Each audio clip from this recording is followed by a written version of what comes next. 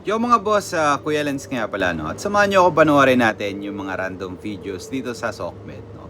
Tulad ng video na to mga bossing na yung isang aso, nakakakita daw ng multo. So, tara! This video proves that dogs can see evil spirits. Is there something over there? Naniniwala ako dito mga boss, One day, a woman named Ashley quickly started recording a video because her dog has never acted strange like this.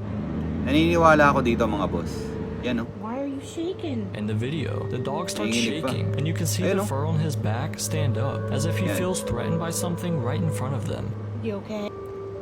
Alam nyo mga boss, no, sa amin personal experience ko mga boss, may aso kami nun, si Jacob, no.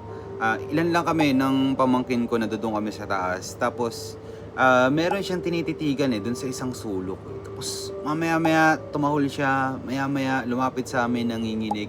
Ganyan na ganyan din mga boss, no. So, sa akin lang mga boss, siguro ang kinakailangan nyo tumawag na ng makakatulong talaga, no.